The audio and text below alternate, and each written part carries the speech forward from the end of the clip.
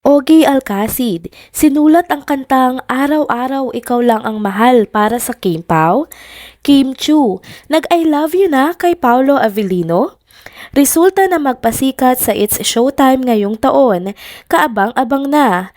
Tara, kwentuhan muli tayo.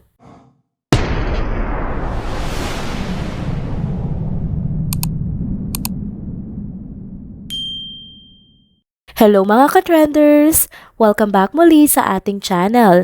Kung bago pa lamang kayo dito, huwag nang kalimutang mag-like, mag-subscribe, at i-hit na din ang notification bell para lagi kayong updated sa mga balitang trending at napapanahon. Mga ka-trenders, nagbabalik muli ako sa ating channel para maghatid ng mga maiinit at trending na balita ngayong araw. Una na sa listahan natin ay ang usap-usapang viral ngayon sa social media. Ang bagong kantang isinulat ng batikang singer-songwriter na si Ogie Alcacid na inialay mismo para kina Kim Chu at Paolo Avellino. Alam naman natin kung gaano kalapit si Sir Ogie kay Kim. Hindi lang siya isang tagahanga, kundi tunay na may pagkagiliw at paghanga sa aktres. At hindi rin lingid ito sa kaalaman ng marami, lalo na't pati ang kanyang asawa, ang Asia songbird na si Miss Regine Velasquez Alcacid ay tuwang-tuwa rin kay Kim. Isang nakakatuwang detalye nga ang naibahagi noon ni Miss Regine, 'di ba? Na siya nga raw ay noong nagbubuntis ay pinaglihihan si Kim Chu. Talagang may special na connection ng mag-asawa kay Kim, hindi ba? Kahapon nga, isang exciting na update ang inilabas ng OPM chief na si Sir Ogie. Sa isang panayam, ibinahagi niya ang ilang linya mula sa lyrics ng kantang inihandog niya para kina Kim at Paolo. Pagkamat hindi pa daw naririnig ng dalawang buong kanta, ikwinento ni Sir Ogie na nai-record niya na ito at handa nang iparinig sa tamang pagkakataon.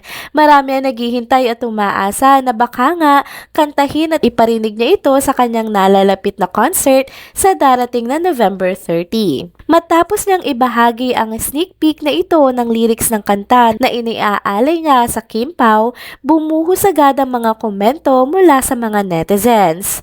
Napansin ng ilan na ang lyrics ay tila puno ng matinding pagmamahal, halos pang mag-asawa na daw ang dating ng mga linyahan. Kaya't hindi na nakapagtataka na marami nga ang nagtanong sa nasabing interview kung si Kim Chu na ba at si Paolo Avellino na. Talaga namang may passion at damdamin sa bawat linya ng kanta at tila perpektong ipinapakita nito ang koneksyon at kasalukuyang estado ni na Kim at Paolo. Dahil na nga rin siguro si Sir Ogie na malapit din sa kanila ang mismong sumulat ng kanta. Dagdag pa dito, ang mismong pamagat ng kanta pa ay makahulugan at tagos na tagos talaga sa puso.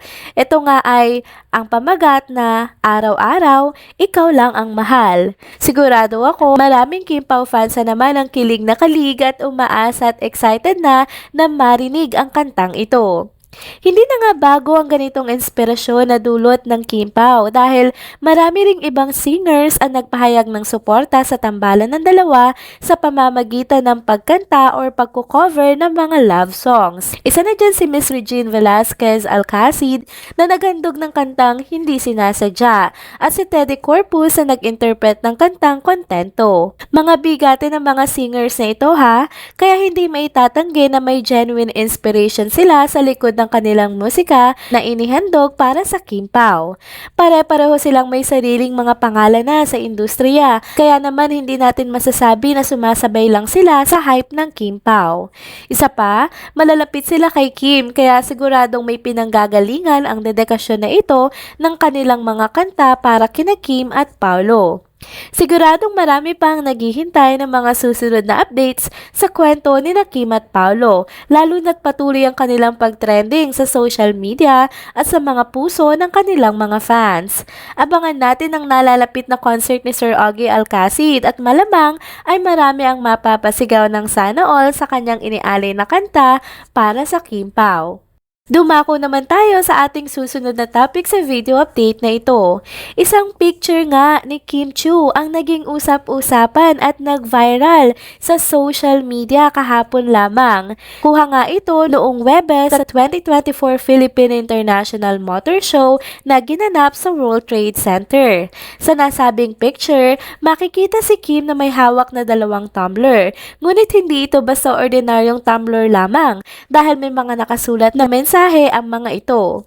Nakalagay sa bawat tumbler ang mga salita na Saranghey Kim at Saranghey Paulo.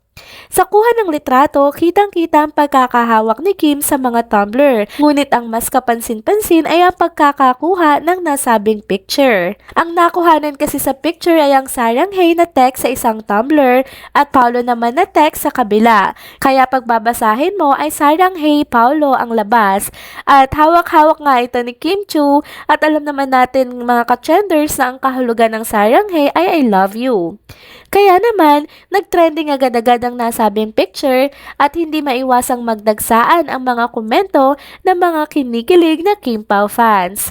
Napaisip tuloy ang lahat kung sinadya nga ba ni Kim na ito lang ang nakikitang tumbler sa larawan o simpleng pagkakataon lamang ito. Kung sinasadya man, mukhang ito nga ay isang installment na pag-amin na niya sa damdamin niya para kay Paulo sa publiko. Parang unti-unti na nga niyang binabahagi sa publiko at sa mga tagahanga ang ligaya at saya na mayroon siya ngayon sa piling ng aktor. At kung ito man ay nagkataon lamang, abay talagang parang kumikiling na rin ang universe sa tambalang Kim Pao, ano? Tila ang kapalaran mismo ay nakikisuporta na rin na parang may sariling paraan upang ipakita na may malalim na connection sa pagitan ng dalawa. Ang picture nga na ito, nagkataon man o sinasadya, ay lalong nagpapatibay sa paniniwala ng mga fans sa namamagitan ng relasyon ni Kim at Paolo Avellino. Ano man ang katotohanan sa likod ng litratong ito, isang bagay ang malinaw. Hindi na may itatago ang kaligayahan na nararamdaman ngayon ni Kim Chiu.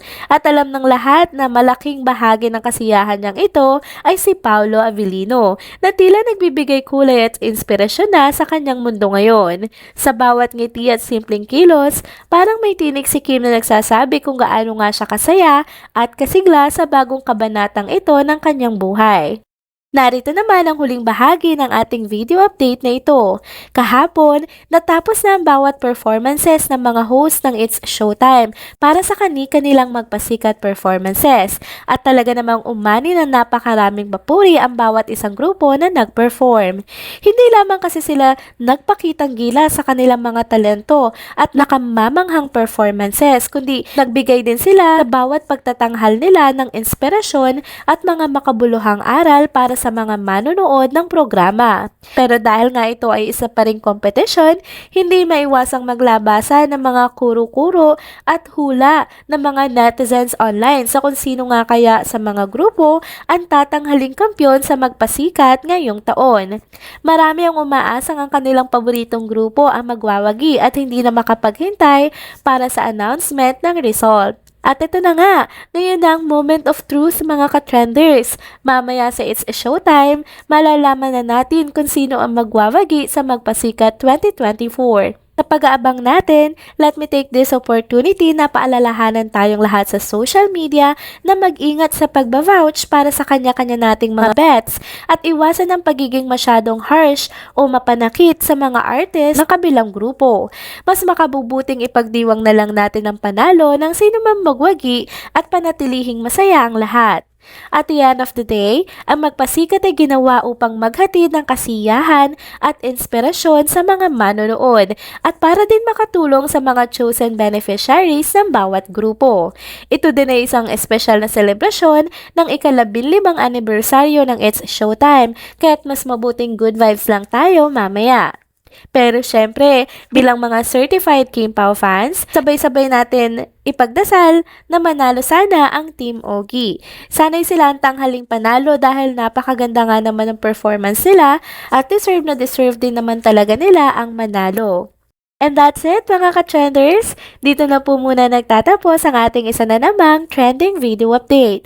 Salamat sa inyong pagsubaybay at pagsama sa akin hanggang sa dulo ng video na ito. Pero bago kayo umalis, huwag niyo pong kalimutang mag-like, mag-comment, mag-subscribe at i-hit na din ang notification bell para lagi kayong updated sa mga balitang trending at napapanahon. See you on my next one. Paalam!